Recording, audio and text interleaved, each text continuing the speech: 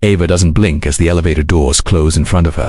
The mirrored walls reflect a woman who no longer looks like the version that walked into this building 6 months ago. The one who believed loyalty meant something. The one who thought hard work could protect you from politics. Now, there's no trace of that woman left. Only precision. Only purpose. The LED screen above the door climbs past the top floors until it lands on the penthouse-level executive suite. Every second feels deliberate. Every breath, measured. She's not supposed to be here anymore. The CEO made sure of that. Her security badge was deactivated, her name erased from the system. But today, she isn't here as an employee. She's here as the incoming majority shareholder. Downstairs, the morning hum of the company echoes, phones ringing, keyboards tapping, fake laughter in meeting rooms. They don't know what's coming. The same people who whispered behind her back now post about empowerment on LinkedIn. The same ones who pretended not to see her walking out with her box of things the day the CEO Daniel Crane ordered her termination. Daniel had built an empire on charm and control. He knew exactly when to smile, when to cut, when to make you feel small enough to obey. The board adored him. The media praised him, investors believed in him, and Ava, his former chief operations officer, believed in him too, until he made one mistake. He underestimated what happens when you betray someone who's smarter than you. The elevator opens. The penthouse floor smells like power espresso, new leather, glass polished to perfection. The receptionist glances up, startled. "I am his heart." "You're not. I have a meeting." Ava interrupts smoothly, not breaking stride. Her heels click with authority across the marble. She doesn't need permission anymore. Behind the glass wall, Daniel Crane is already standing, his expression frozen as if time itself just betrayed him. He's in the middle of a conversation with the CFO, but his words die mid-sentence. "You're supposed to be gone," he says finally, voice sharp enough to cut through the silence. Ava smiles slightly. "You're right. I was, for a moment." Neither speaks. The air tightens between them. The city stretches behind him through the floor-to-ceiling windows, skyscrapers slicing through morning fog. Daniel looks like he always does, immaculate, controlled, the kind of man who can ruin careers with a single call. But his eyes are calculating now, scanning her posture, her tone, searching for weakness. "There's no meeting scheduled," he says slowly. "There is now," Ava replies, "with the board." Daniel laughs once, incredulous. "The board? Ava, I had you escorted out. You're done here." Ava steps closer to his desk, placing a folder down. "Not quite. You might want to look at this." He glances down, scanning the first few pages, and the color drains from his face. The folder contains signed agreements, investor transfers, proxy votes, and one final document showing that Crane Industries' largest outside stakeholder has just sold his entire shareholding to her. "You bought no. This isn't possible." "It is," Ava says quietly. "Because while you were too busy polishing your image, you ignored the numbers. You ignored the people actually running your company. And now, those people don't trust you anymore." Daniel's jaw tightens. "You think you can just walk in here, and I already have." She cuts him off. "The board meeting starts in 10 minutes.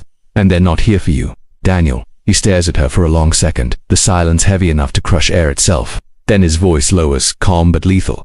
"You think this is a game? You think you can outplay me?" Ava meets his eyes. "I don't play. I replace." Outside the glass walls, a notification pings on his phone. Another one, then another. The headlines are already spreading. CEO under fire as investors back former COO in hostile takeover. Daniel snatches his phone, scrolling rapidly, his mask beginning to crack. "You leaked this." Ava tilts her head slightly. "It's called transparency. You taught me that, remember?" The door opens. 2 board members step in, followed by another. Then the company's legal counsel. Daniel looks around, realizing the trap has already closed. One of the directors, an older man with silver hair, greets Ava first. "Ms. Hart, thank you for calling this emergency session." Daniel's voice rises. "This is absurd. She doesn't even have authorization to." "She does." The director interrupts calmly, handing him a printed confirmation from the Securities Commission, effective as of 8:00 a.m. Ms. Hart holds controlling interest. Daniel's throat tightens. For years, he was the king of this tower, untouchable, and in a single morning, his throne is slipping. Ava doesn't gloat. She simply takes the chair across from him, steady, poised, every movement a quiet declaration that she's not here for revenge. She's here for correction. As the board members settle, Daniel leans toward her, voice low enough for only her to hear. "You think this will make you powerful? They'll use you, Ava. The moment they get what they want, they'll chew you up." She looks at him, eyes unwavering. "That's what you said the first time I disagreed with you, and yet here I am." The meeting begins. The sound of shuffling papers fills the air as the legal counsel outlines the agenda. Leadership review, investor confidence, operational restructuring. Daniel tries to interject, to regain control, but every word he says seems smaller now, weaker, swallowed by the rhythm of a new power taking shape. Halfway through he turns to her again. "What do you want from me?" Ava folds her hands. "Nothing. I just want to rebuild what you broke." "And you think you're the hero in this?" "No," she says quietly. "I think I'm the consequence." The tension inside the room vibrates like electricity. Outside, through the glass, employees glance toward the executive floor, sensing something shifting above them, a quiet revolution. The meeting ends an hour later. The vote passes. Daniel's position is suspended pending an internal review. He stands, numb, while Ava signs the transition documents. Every pen stroke feels like history being rewritten. As she exits the room, the same receptionist who once escorted her out stands frozen, unsure what to say. Ava pauses beside her, offering a small, genuine smile. "Good morning," she says softly. It's a new day. Downstairs, cameras are already waiting. Reporters crowd the lobby, shouting questions about the takeover, about betrayal, about what's next for Crane Industries. Ava doesn't respond. Not yet, because this isn't the end. It's the beginning of something much bigger.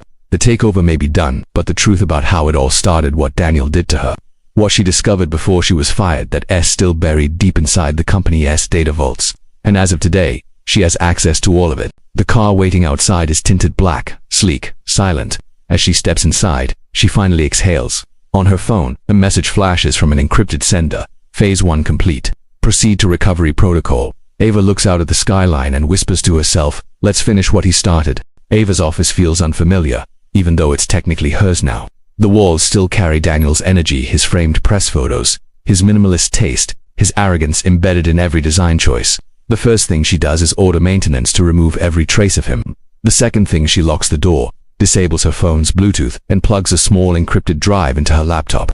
The drive contains everything that started this entire war. 6 months ago, when she was still the chief operations officer, Ava stumbled across an anomaly, millions of dollars routed through a shell subsidiary that didn't match any operational expense.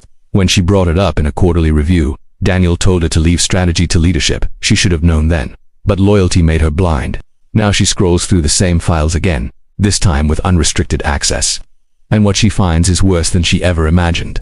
Hundreds of hidden transactions, offshore accounts under code names, consultancy fees paid to non-existent firms, and a signature that matches Daniel's digital ID. He wasn't just cooking the books, he was laundering corporate funds through political foundations and media affiliates to protect his image and manipulate the company's valuation.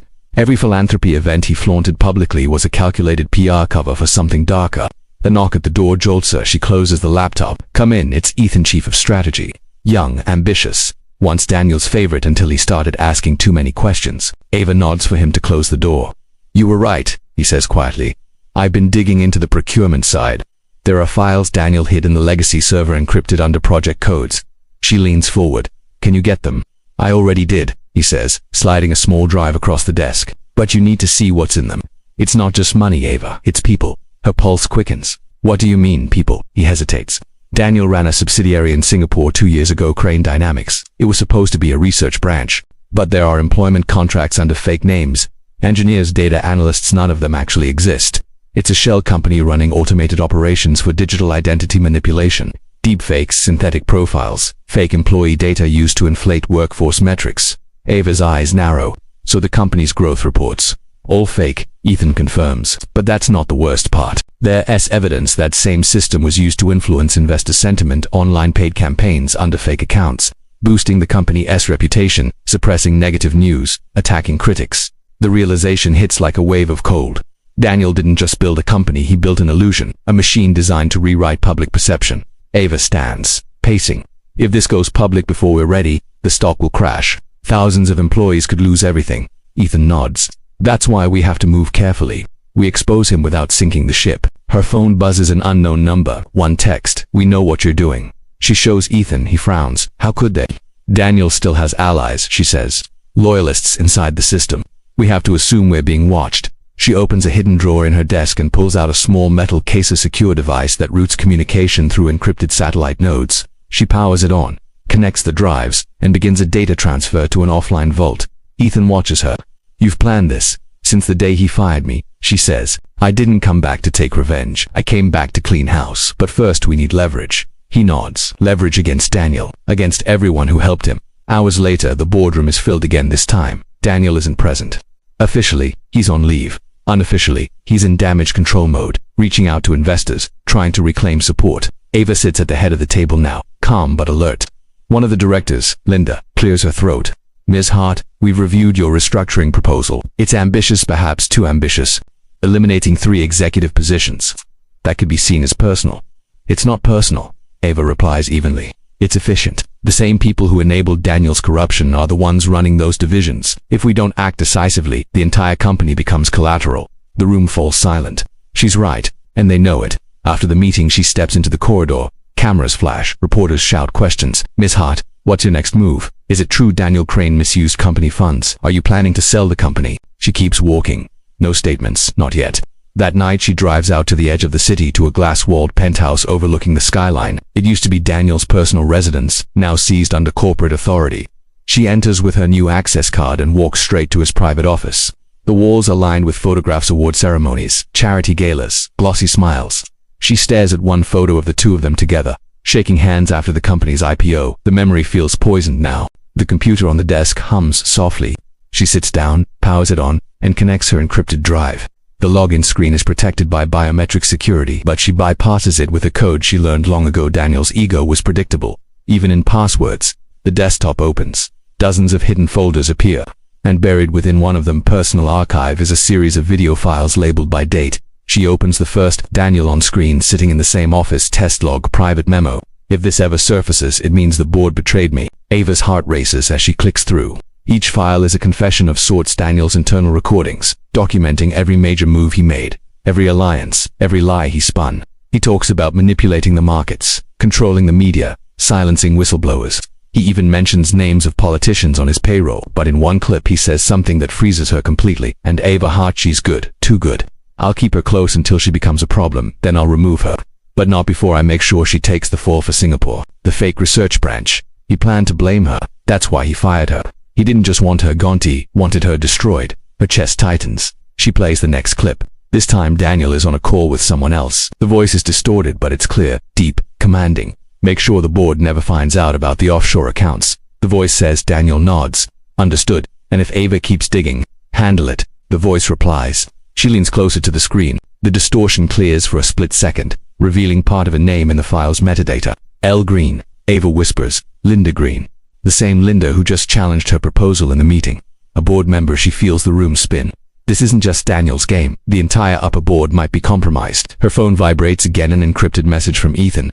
Don't go home. They know about the files. She stands up, grabs the drives, and kills the lights. Downstairs, her car is still parked outside, but something feels off. A black SUV idles a few meters away.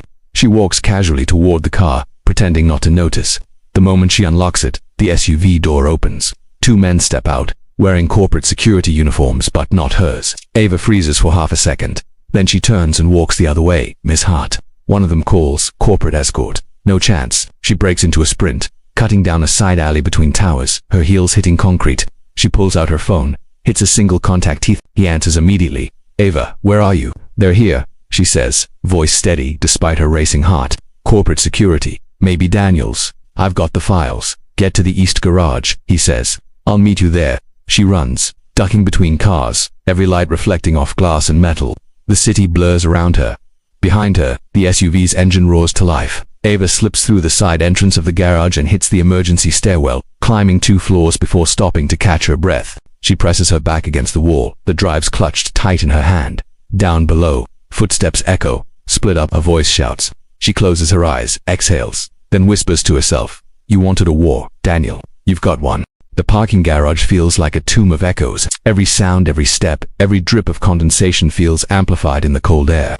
Ava presses herself against the concrete wall, the small drives gripped tightly in her palm. She can hear the faint metallic clicks of shoes approaching, then silence.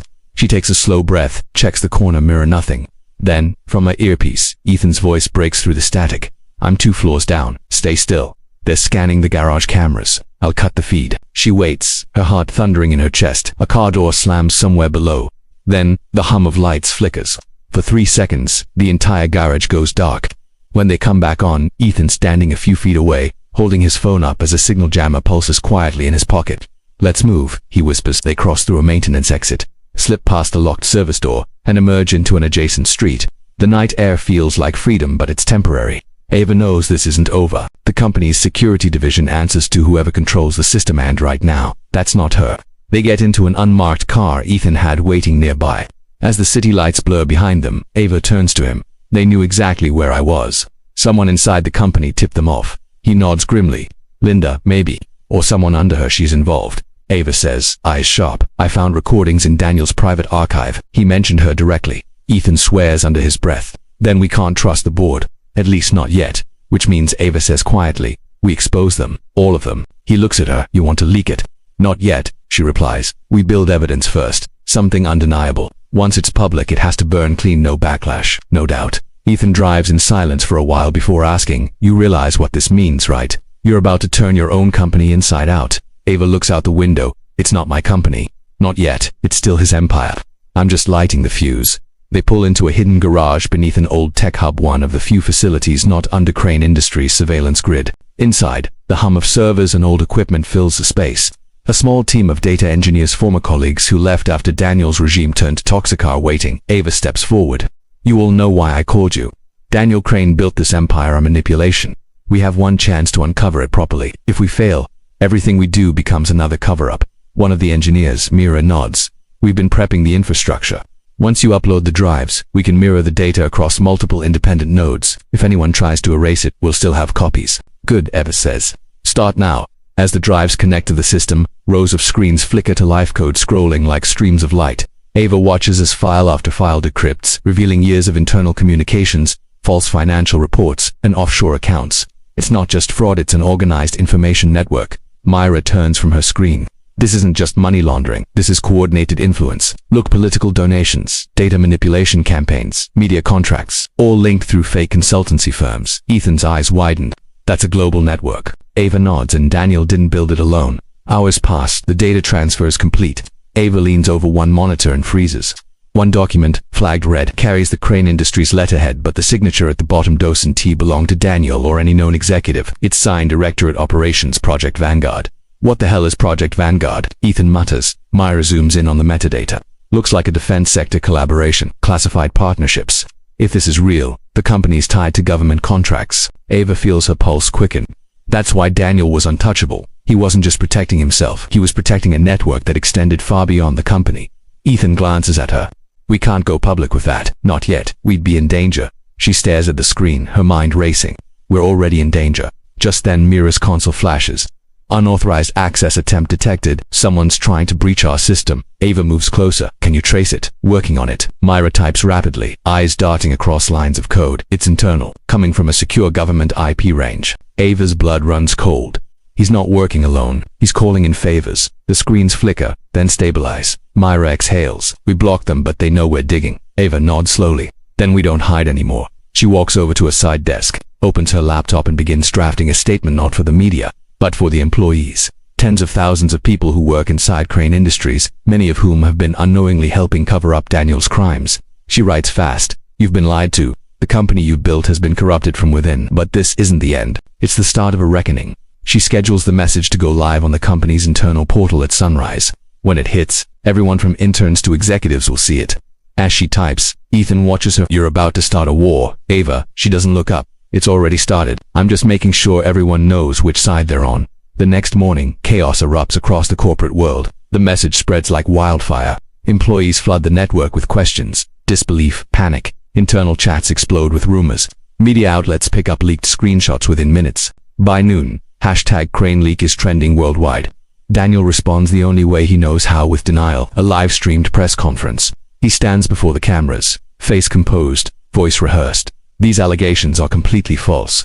A malicious internal actor recently reinstated under questionable circumstances is attempting to damage this company's reputation. I will not let that happen. Ava watches the stream from her office, her jaw set. He's good, calm, controlled, every word designed to sway public sympathy. Then, the screen on her laptop flickers. A private message appears. Nice try. You can't win. It's signed with his initials DC. She exhales slowly. You still don't get it, she whispers. This isn't about winning. An alert pops up on Mira's console. Ava, look at this. Live camera footage from the company's data center appears on screen. Security guards Daniel's loyalists are confiscating hardware, removing servers, wiping drives. He's erasing the evidence, Myra says. Not all of it, Ava replies, standing.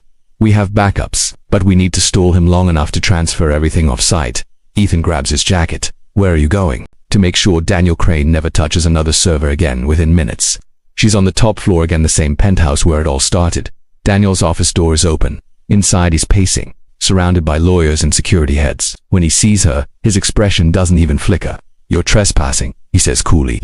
"You're deleting evidence." She fires back. He leans forward, smirking. "You think you've won some moral victory? You've just tanked our stock value by 30%. Congratulations, you're destroying your own legacy." She steps closer. "There is no legacy built on lies, Daniel, only wreckage." He laughs softly, shaking his head. "You've got spirit, Ava. I'll give you that, but you still don't understand power. You don't own this company. You own the illusion of control, and illusions fade fast." Ava's eyes harden. "Then let's make sure yours fades first." She places her phone on the desk, presses a button, and a hidden recording begins to play, the one she found in his private archives. His voice, clear as daylight. "If Ava becomes a problem, I'll remove her. She'll take the fall for Singapore." The room freezes. The lawyers exchange glances. Daniel's smile finally cracks. "You wouldn't dare." Ava looks directly at him. "I just did." Her phone buzzes, Merez's message flashing across the screen. "Upload complete. All data mirrored. Project Vanguard exposed." For a second, Daniel looks almost human, caught between rage and fear. Then he slams his hand against the desk. "You don't know what you've done." "I know exactly what I've done," Ava says. "I've taken back what mine, and Ivy made sure you'll never get it back." She turns and walks out, leaving him staring after her, his empire crumbling in real time. By the time she reaches the lobby, the news networks are already broadcasting the leaks. Financial authorities have opened an investigation. The company's board is calling an emergency session. But Ava isn't celebrating, because she knows Daniel Crane is not the kind of man who goes quietly. That night, as she reviews the files again, her phone buzzes one last time, an encrypted message from an unknown number. "You exposed the wrong people. Project Vanguard wasn't his idea. It was ours." She reads it twice, then looks at the sender's digital signature. It's not Daniel's, it's someone higher. Someone she's never heard of. Her reflection on the laptop screen looks calm, but her pulse races. The war she thought was over has only just begun. The encrypted email still glows faintly on Ava's laptop screen, its final words echoing in her mind like a riddle that refuses to fade. Project Vanguard wasn't his idea. It was ours. The message vanishes seconds later, leaving behind nothing but a line of binary code impossible to trace, impossible to ignore. Ethan, sitting across from her with eyes fixed on his monitor, begins decoding the string of numbers and symbols. His brow furrows as the data transforms into coordinates. "These aren't random," he mutters. "They lead to a registry address in Washington. DC Private Defense Contractors." The chill that runs through Ava's veins is immediate. "So Daniel was just a pawn," she says quietly. Ethan looks up at her, the blue light of the screen flickering across his face. "Looks that way." He was laundering more than money. He was protecting something bigger. Ava's pulse quickens. The more she learns, the clearer it becomes. That Daniel's fall was never the end of the story. It was just the surface of a much deeper rot. "Then we're not done," she says, her voice steady but low. Outside, the world is erupting in chaos. Hashtag Crane Leak has gone viral, dominating global headlines. Markets are reacting violently. Crane Industries shares are frozen, and journalists are camped outside the headquarters like vultures waiting for another corpse. To the public, Daniel's downfall is a spectacle. To Ava, it's a battlefield she's only just begun to understand. Hours later, as midnight settles over the city, Ava receives another message, this time through the company's whistleblower line. The voice on the other end is distorted, mechanical, and genderless.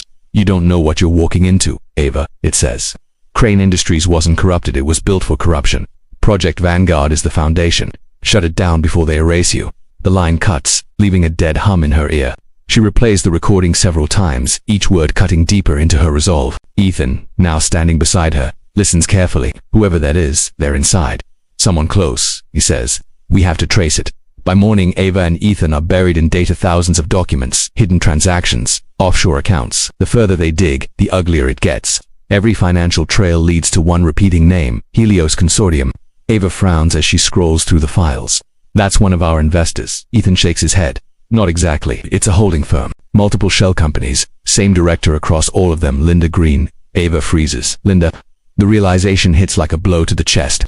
Linda, the calm, composed board member who had always pretended neutrality, who had once told her to stay in her lane, turns out to be the puppeteer behind everything. So Daniel wasn't running Crane Industries, Ava murmurs. He was running her operation. Later that day, she calls for an emergency board meeting. The room is tense, the air heavy with suspicion and unspoken fear. Linda appears on the large digital screen, her expression flawless, composed, every word soaked in the politeness of power. "Ms. Hart," she begins, her tone almost maternal. "In light of recent events, perhaps it would be wise to postpone the audit. We don't want to panic the investors." Ava leans forward slightly, meeting her gaze. "You're right," she says coolly.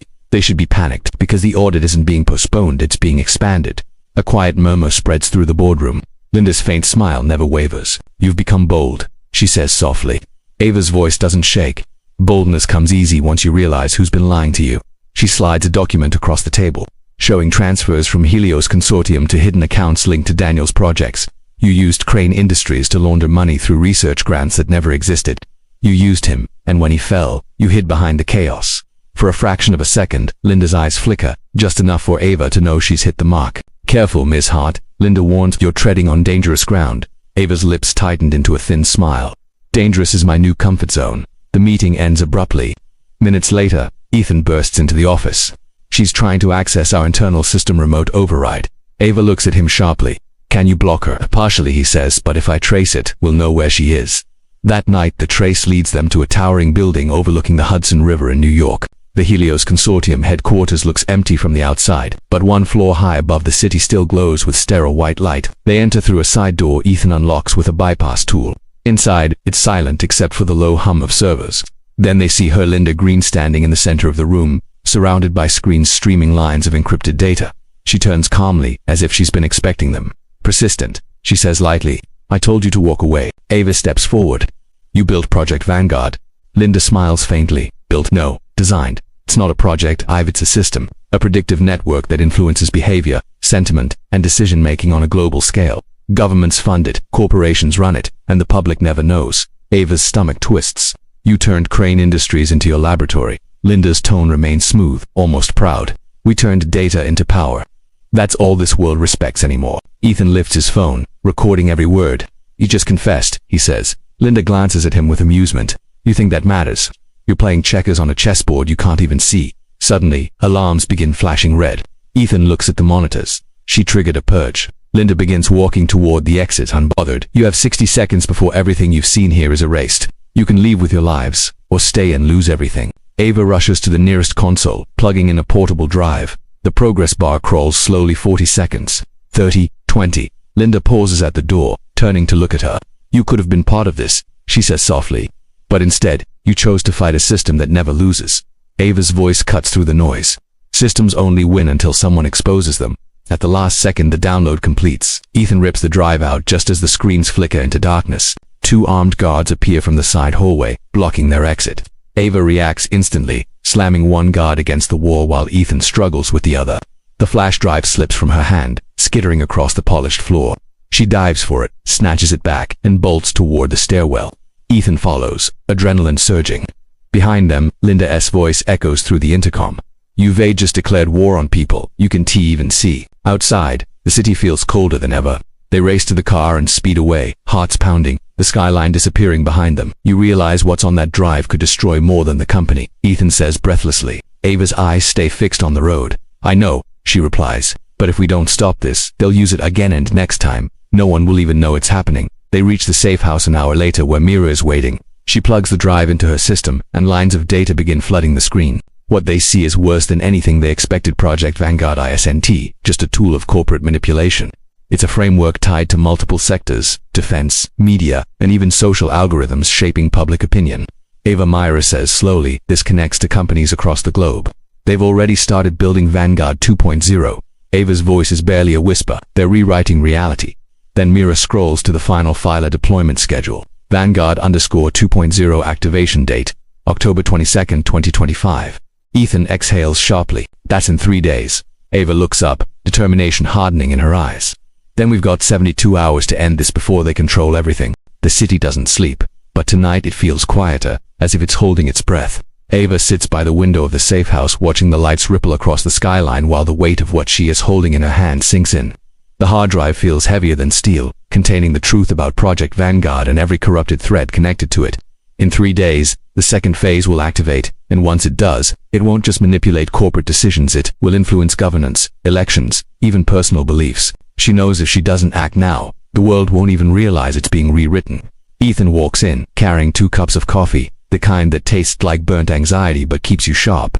You haven't slept in 30 hours, he says, handing her a cup. She shakes her head. Sleep can wait. We need a plan. He nods, placing his laptop on the table. I mapped out the data network. Vanguard 2.0 is being launched through 7 corporate servers spread globally. New York, London, Singapore, Berlin, Dubai, Snow, Paulo and Tokyo, all sync simultaneously from one command center. Ava's eyes narrow. Helios headquarters. Ethan nods grimly. Exactly.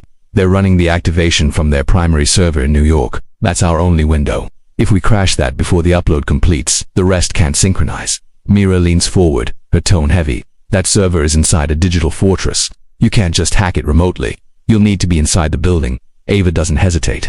Then that's where we go. Ethan looks at her like she's lost her mind. Ava, you're talking about breaking into a corporate facility guarded by a private security force working for billion-dollar defense contractors. This isn't a movie. She stares back at him. It's worse than a movie. It's real, and we don't have time for hesitation. Mira turns to Ethan, nodding quietly. She's right. If we don't stop this, Vanguard goes live. And once it's live, it'll be impossible to shut down. Ethan exhales, frustrated but resigned. Then we're all in. By the following night, they're parked across the street from Helios Tower, its steel and glass facade reflecting the city lights like a mirror hiding secrets. The building hums with hidden energy inside, servers pulse like veins carrying the lifeblood of power. Ava tightens the strap of her jacket, earpiece secured. Ethan's voice comes through softly.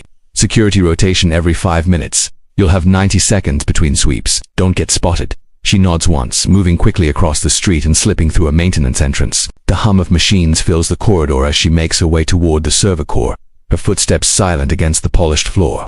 Every sound feels amplified, the faint buzz of electricity, the distant echo of voices, the low mechanical breathing of the building itself. She reaches the restricted access door and plugs in the bypass key Ethan built.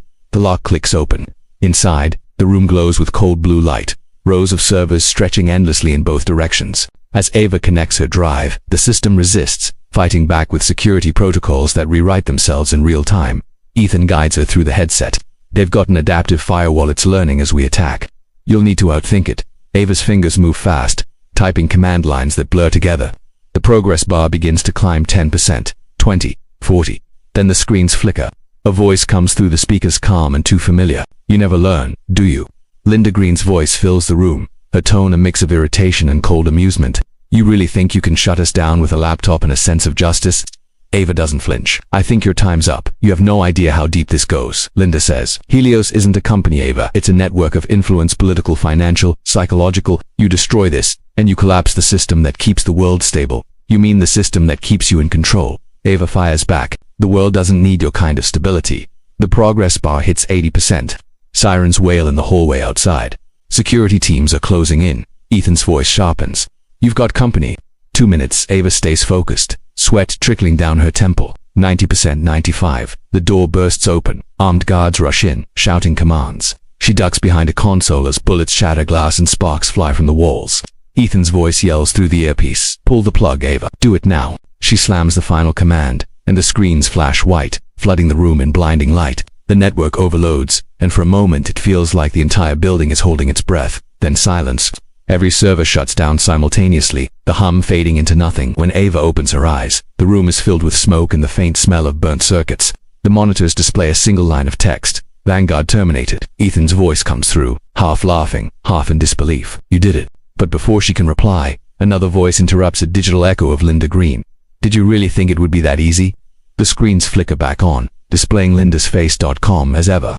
Congratulations, Ava. You've destroyed a test model. But Vanguard wasn't built in one place. It's distributed, replicating while you were busy shutting this one down. Others were already activating. Ava's heart sinks. You're lying. Linda smiles faintly. You're too late. Vanguard 2.0 is already online, and this time there's no off switch. The feed cuts. Ava stands in the middle of the wreckage, surrounded by dead machines and the quiet hum of failure. For a long moment, she says nothing. Then she pulls out her phone, opens the whistleblower network and uploads every piece of data from the hard drive. Ethan's voice breaks through the static. What are you doing? Making sure the whole world sees what they've built. She says, if we can't destroy it, we'll expose it. The files begin uploading to international servers, encrypted and mirrored across hundreds of nodes. Within minutes, global news outlets pick up the leak. Screens across the world light up with the words Project Vanguard exposed. Government agencies scramble. Stock markets freeze. And for the first time, people see the truth that their thoughts, their choices, their opinions were being shaped by an invisible algorithm built by greed and fear. Hours later, as dawn rises over New York, Ava stands on the rooftop of the building, the city bathed in pale orange light. Ethan joins her, his voice quiet. You know they'll come after us for this. She nods slowly. Let them. The truth's already out. They can't erase it now. He looks at her, half smiling. What now? Ava watches the sun climb higher, reflecting off the glass towers that once hid all the lies. Now, she says softly, we rebuild. But this time, we do it right. Down below, the world is changing. Protests erupt, governments launch investigations, and for the first time in years, people begin to question who truly runs their lives. Crane Industries collapses, but from its ashes, a new company begins to rise, transparent, ethical, and owned by its employees. And at the center of it all is Ava Hart, the woman who was once ordered to be fired, now standing as the CEO of a revolution. Days later, as she walks into her new office overlooking the city, a package waits on her desk and marked no return address. Inside is a single black flash drive and a note that reads, "You stopped Vanguard. Now stop what comes next." Ava stares at it, her expression unreadable. Then, with a deep breath, she slides the drive into her computer. The screen flickers, and a single file appears. Project Helios. Her eyes widen, the reflection of the glowing letters dancing across her face. So it's not over, she whispers. A small, knowing smile crosses her lips. Good. Because for Ava Hart, this isn't the end of the story, it's the beginning of something much bigger. The woman who was once silenced has become the voice that can't be ignored. And somewhere out there, in the endless network of code and corruption, someone is already realizing that the next battle has just begun.